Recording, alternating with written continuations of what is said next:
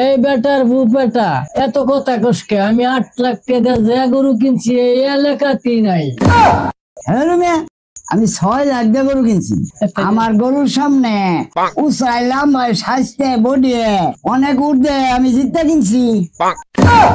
এলাকার 10 জনের জিগা কার গরু বড়? এই সারা এদিকে। হ্যাঁ, আসসালামু আলাইকুম। ওয়ালাইকুম আসসালাম। দেখতো এই গরুটা আমি 6 লাখ দিয়ে কিনছি, আর ওই গরুটা কিনছে 8 লাখ টাকা দিয়ে। अच्छा, তাই তোর বিচারটা দিলাম কার গরু জিত হইল। ठीक है। দূর হ, এলাকার বেহেই জানে আমি গরু কিনছি 8 লাখ দিয়া, আমি জিতছি। কিনছে সুদের যেমন বড় বড় লাভ। তুই কিনছর জুয়ার টিয়া দিয়া গরু পুরাটাই হারাম। এই সেরা তুই কার গরু বড়? হ্যালো, জিতছে কেডা? ক কাটা বড় আমরা ক কাটা বড় এবেলা কাটতে বড়, ক কাটা বড় এবেলা কাটতে বড়, এবেলা তুই আমারটা বড়, আমারটা আমারটা ক আমারটা বড়, আমারটা ক বড়। আচ্ছা মুরব্বি, अच्छा, দাঁড়ান আমি বলছি। ठीक है। দাঁড়ান, আপনার একটু দাঁড়ান, বলতাছি।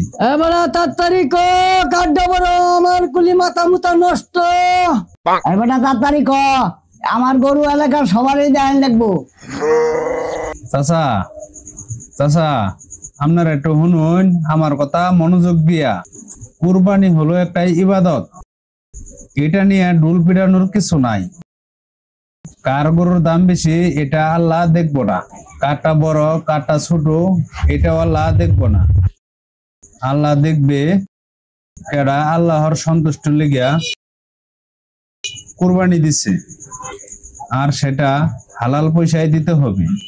আর কুরবানি দেওয়ার অর্থ হলো ত্যাগ, নিজের অর্থ লালসা প্রভৃতি আল্লাহর সন্তুষ্ট লেগে দেয়।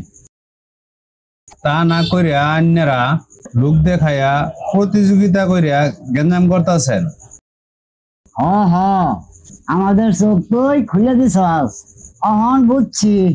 হালাল পয়সা শুধু গরু হোক কোরবানি দেওয়া হারাম পয়সা যত বড়ই হোক তার থেকে উত্তম।